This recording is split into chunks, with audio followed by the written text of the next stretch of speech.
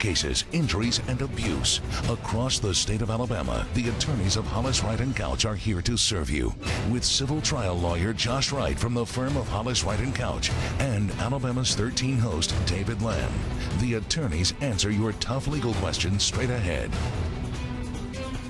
Hello and welcome into the attorneys. Thanks so much for being with us tonight. A reminder, all throughout the next half hour, the entirety of the show tonight, you will see information on your screen, ways that you can call, text, or email us. Get those to us and we'll pass those along to our panel of experts, led once again by Josh Wright of the firm Hollis, Wright & Couch. Good to see you, sir. You too, once again this week. Hope you had a good one. Indeed it did. Talk to us a little bit about our guest and also what the topic of conversation is today. Well, you know, Richard Boyles from Liveoak and Boyles has been on the show before. He did a mold show previously. His firm does some mold work, also does construction defect work.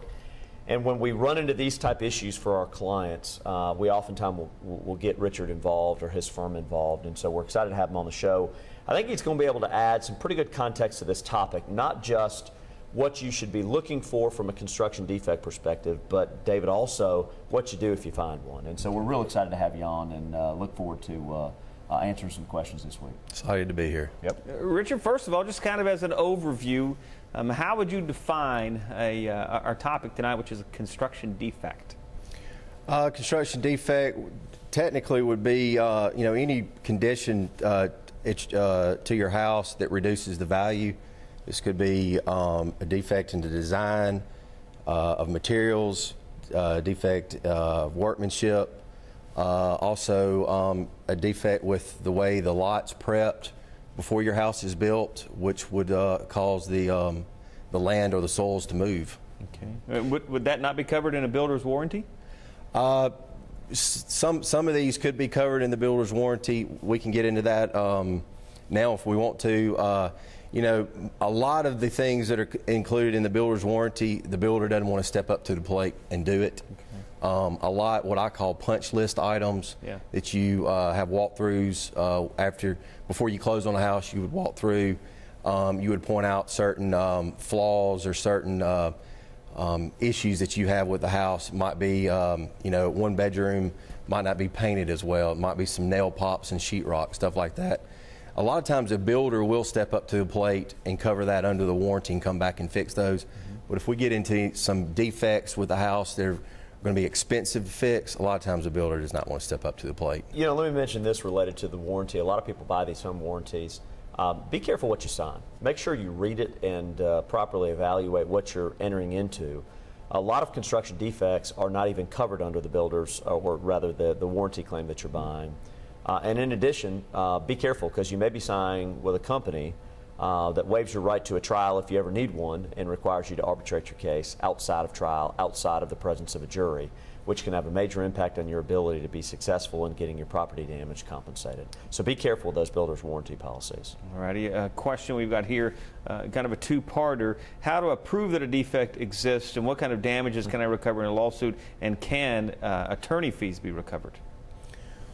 Well, first of all, to identify a defect in the house, first and foremost, get an independent inspector that's qualified, that's an expert in this field. Let him go through the house to find the defects. If you buy a new house, you discover a defect, 9 times out of 10 you're going to have more than that one defect. Get the inspector not just to look at the one defect that you know that you have.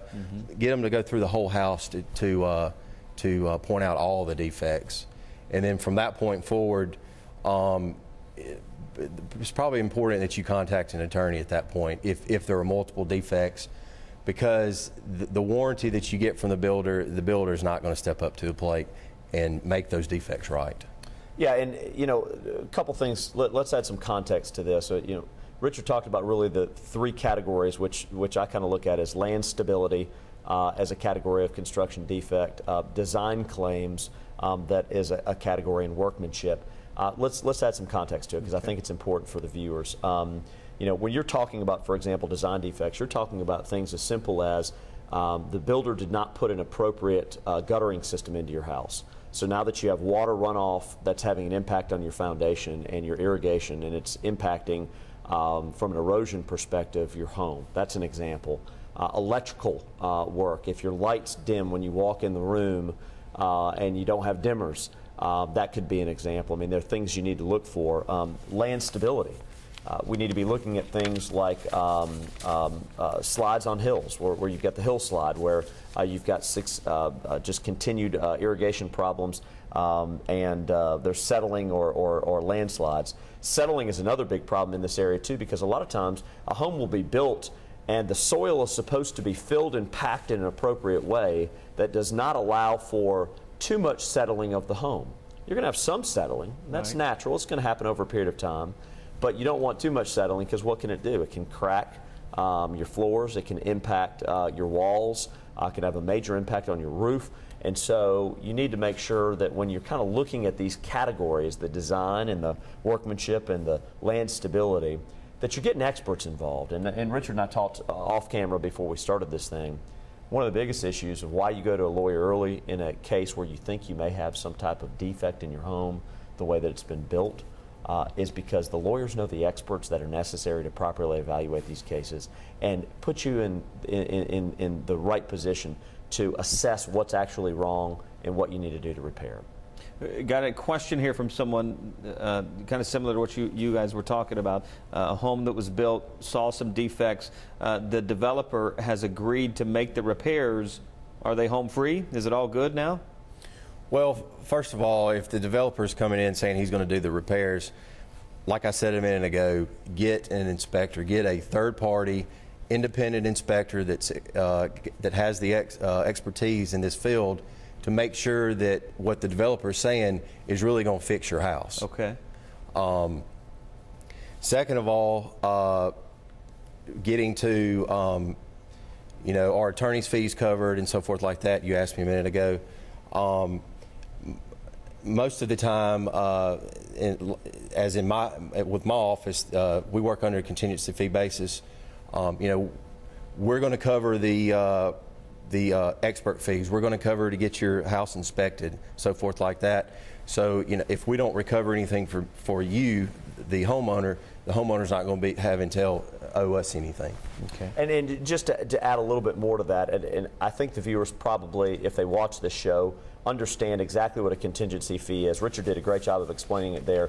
In essence, most lawyers that handle construction defect cases take a case on a contingency, and what that means is the individual who has hired the lawyer has no out-of-pocket expenses unless there is a successful recovery, and the recovery is sufficient enough to pay the expenses and a fee.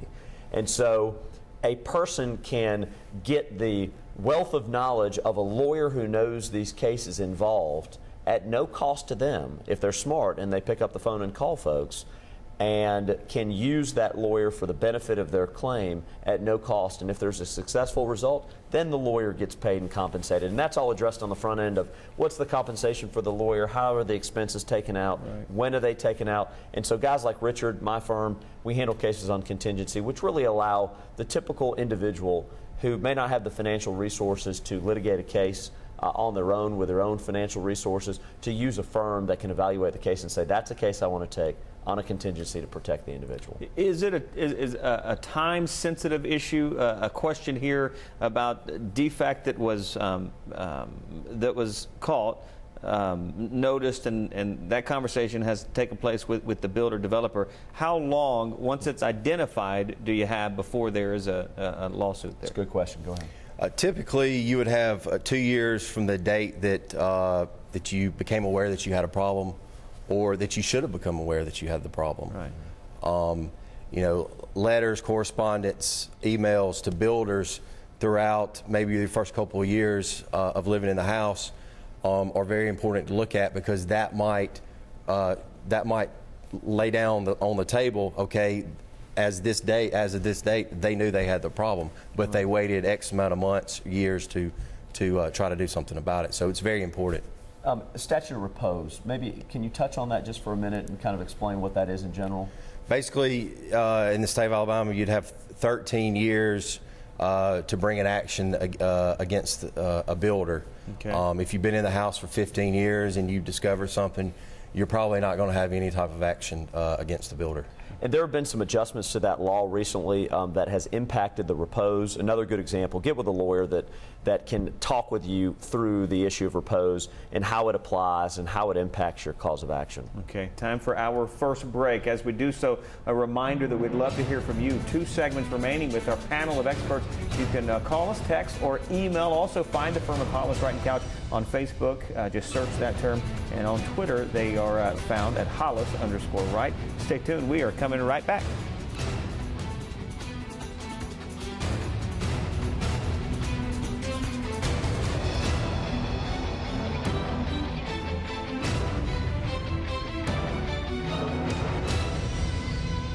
I'm Josh Wright with the law firm of Hollis, Wright & Couch, and thanks for watching The Attorneys on Alabama's 13.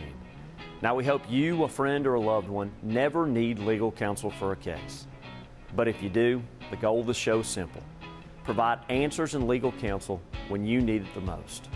Your call to the show is free, so if you have questions specific to this show or related to other civil legal matters, call, email, or text us to talk with one of our lawyers. You can also follow us on Facebook or Twitter to learn about important legal news that could affect you or your family. Or simply contact us by going to alabamas13.com and click on the Attorneys link. We know your time is valuable, so thank you for spending it with us and for watching The Attorneys right here on Alabama's 13. Defective products, dangerous drugs, car crash cases, injuries, and abuse. Across the state of Alabama, the attorneys of Hollis, Wright & Couch are here to serve you. With civil trial lawyer Josh Wright from the firm of...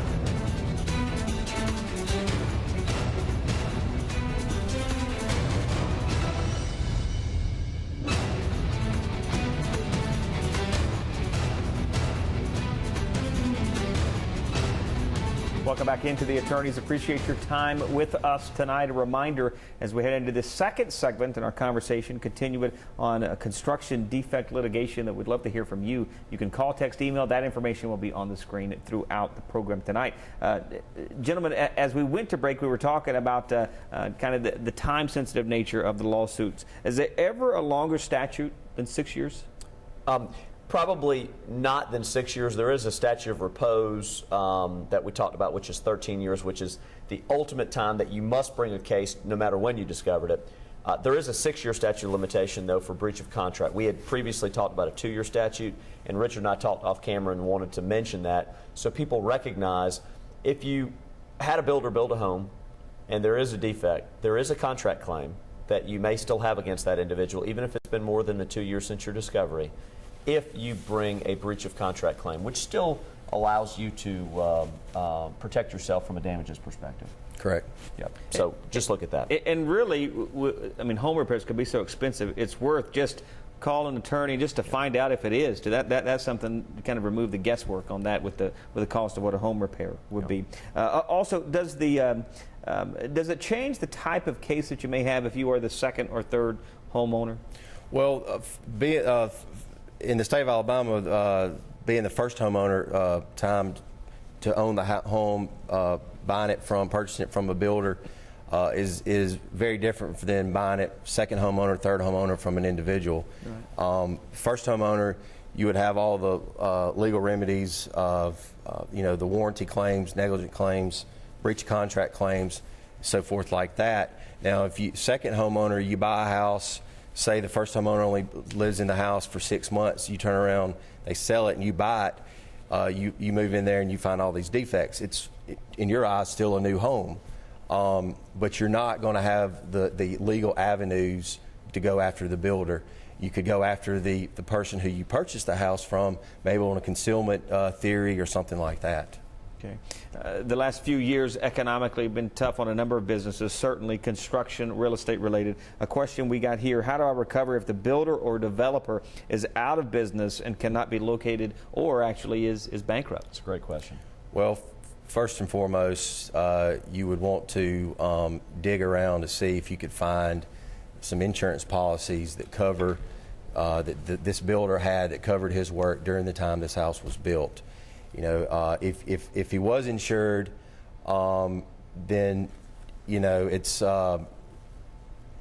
if he was insured, then the fact that he files bankruptcy or he's not even living in the country anymore, that doesn't matter. You typically, if you handle a lot of these cases, you'll know which builders have what insurance, and you're going to know the lawyers that are involved on the other side.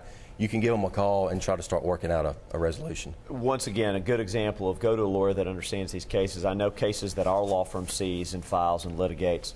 Oftentimes we find the builders actually have a builder's insurance, and a lot of times in construction contracts that's required. The banks are requiring those even more today than they used to in the past. So a lot of times if you're going to a lawyer that understands the industry, they're going to be able to check around and figure out what type of insurance may have been applicable. And they can also pull some of the information for the local community public records when the home was built to try and determine whether or not it was a bonded build or not. If the builder of your house is maybe still actively building, but maybe didn't have any insurance during the time your home was built, there's some other avenues. You can, the Home Builder Licensure Board down in Montgomery, you can contact them, or I can contact them to see if they were licensed with the state. If they were licensed with the state, there are other avenues that you can go through. There's a builder's fund down there that you can tap into. If they didn't have insurance, then maybe you can get some money from this fund to help pay for some of these costs. And let me mention one other thing that I think is kind of critically important at this juncture as we're talking about this stuff.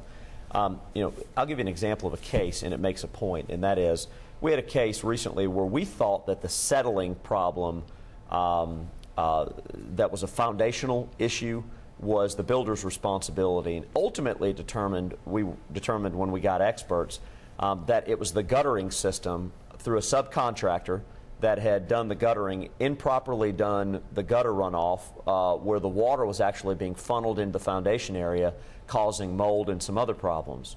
That subcontractor was a viable defendant in the case, whereas the builder, unfortunately at that time, was not. And so, again, going to a lawyer that knows what they're doing to be able to get experts involved early, assess the full picture, the totality of the circumstances, and determine who's responsible for the wrongful conduct, and then finding the individuals that are responsible and being able to bring claims against them through their insurance companies or if they're viable through them, I think is important in the process. We love getting questions from you. That information you can see at the bottom of your screen. Both of you have talked about insurance. Specific question here, because I think insurance to many of us is kind of complex. What's covered, what's not. Will the homeowners or homeowners association's insurance company cover the damages caused by construction defects? Go ahead. Not usually. Really? Very rarely. Policies are going to exclude coverage for faulty design, workmanship, construction, so forth like that. So 9 times out of 10, no, it's not going to be covered. Good thing still to check with them to make sure, put them on notice, but I tend to agree with Richard. I think that's generally the understanding. Possible, but not likely. Yeah. All right, time for our next break. A final segment here of the attorneys is coming right up. Again, as we head to break, love to hear from you. Got a few minutes left to get your question to us. Just call, text, email. Also, if you are a Facebooker, you will find Hollis, Wright & Couch on Facebook. Just search Hollis, Wright & Couch. If you love to tweet, you can find them at Hollis_Wright. Plenty of ways to get in touch with the firm of Hollis, Wright & Couch. Stay tuned. The attorneys, a final segment coming right up.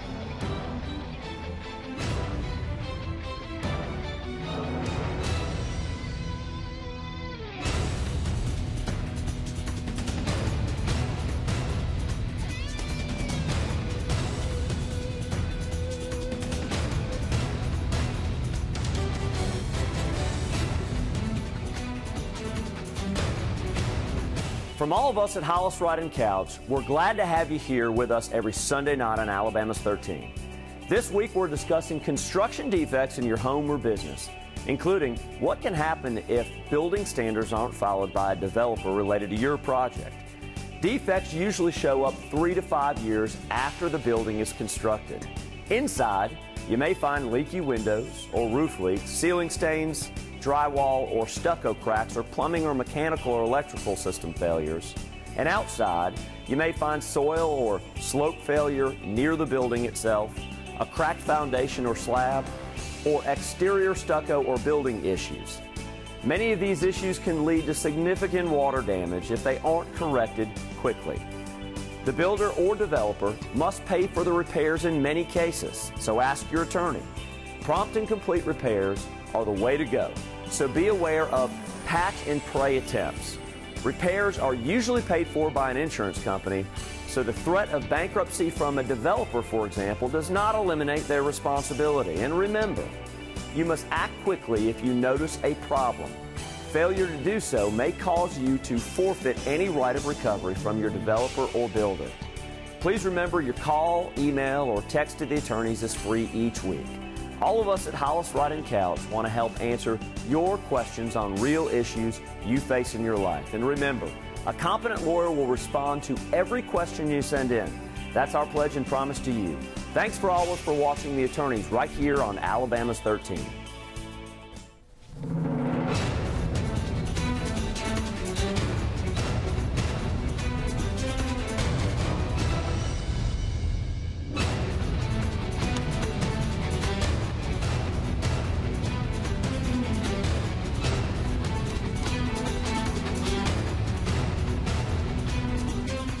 Damage is certainly what all of us are concerned about in these types of cases, construction defect litigation, as we head to our final segment. A few minutes left for you to get in touch with us. Just feel free to call, text, or email us. But that graphic there, Josh and Richard talking about damage and the recovery of them.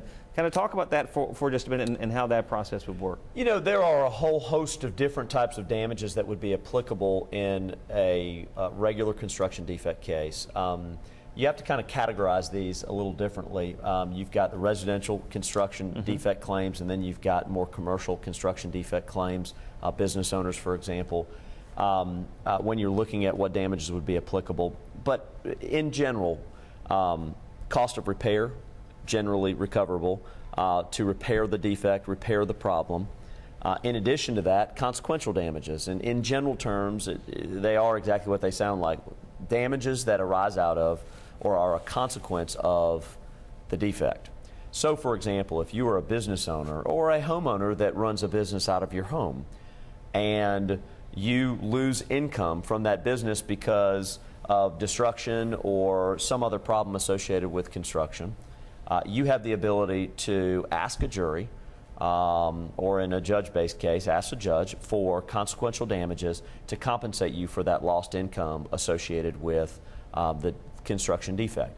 As you could imagine, it's not just lost income. There are lots of other consequential damages. If you were supposed to have an event at your house and you weren't able to do that, those are things you can ask for. And in very limited circumstances, but certainly in some circumstances, you can ask for punitive damages, which are damages to deter and to punish the conduct of a builder or a subcontractor or somebody that constructed a facility or home or a business. And so there are multiple different types of damages, and I think that kind of touches on it, but anything you want to add on that, Richard? Also, you got to remember, you're under a duty to mitigate your damages during this process. So every time it rains, if you've got water coming in your house, you need to do something to stop that. So if it costs you X amount of dollars to make these temporary repairs, that's something that you can recover also. Yeah. All right. Yeah, and that's a very good point, real quickly. And Richard just hit on it, and that is that if you're mitigating and you have costs associated with mitigating your damage, for example, you're putting a tarp up, or you're having to turn your water off, or you're doing something else that's mitigating and it's costing you money, keep track of that stuff, because those are damages that you can recover generally in the lawsuit. That's a very good point. Okay, before our time runs out, let's try to get to a couple more questions. Am I required to make repairs while the lawsuit is pending, and can I recover those costs in the lawsuit? Again, like I just said, you've got a duty to mitigate your damages. So any repairs during the lawsuit, what I call Band-Aid repairs, it's like I said a minute ago, stopping water coming in your house, around windows, doors, whatever. You can recover those, and you've got to mitigate those damages, or it could be used against you. All right, but don't really try to fix the problem yourself, just kind of stop further damage there. And a final question, can I sell or refinance my home during the litigation? Yes, if you're wanting to sell your house, my recommendation is hire a qualified realtor, disclose everything that you know about the problems with your house to the realtor, and let the realtor handle the sale. That's a good point. The realtor is going to know best what the law requires. Most folks that sell their homes are not experts on selling a home. That's why you go to a real estate agent oftentimes. And full disclosure is probably the best approach in that circumstance. And in some circumstances, because of the litigation process, there could be an encumbrance on your home because the litigation process doesn't always start with the homeowner suing the builder because the builder did something wrong or suing the contractor. It's because there's a lien on the house for a payment that wasn't made already, and there's a countersuit saying, wait a minute, what you did was wrong. I know you say we owe you money, but we're not paying you, and here are the reasons why. So there could be an encumbrance that has to be disclosed. Our time is just about out, but Richard and Josh, time for a final thought from you. Richard, go ahead. You first. Final thought would be if you discover defects or a defect and it has damage to your house, get an expert involved to look at your whole house completely. And if other defects are found, then you probably need to contact a lawyer. Josh? Real quick final thought. If you're building a new home, understand the complexity of your warranty. Read your warranty and get an idea of what you may be giving up in that warranty and what you may be getting in the warranty. And don't be afraid to go to a lawyer and ask the lawyer to help you do that. Yeah, some time-saving and money-saving advice tonight. Gentlemen, thanks so much. Appreciate your time and appreciate your time as well. Thanks so much for joining us. As we wrap up this show, I want to thank you for that and encourage you to go ahead and get in touch with us if there are questions that you may have. Easy to reach the firm of Hollis, Wright & Couch. Call, text, email there. Also, again, find them on Facebook. A lot of helpful information on Facebook. Oftentimes what we discuss here, just search Hollis, Wright & Couch. Find them on Twitter as well. That is Hollis_Wright. We appreciate you being with us. Thanks so much. We'll look for you next Sunday night right here on The Attorneys.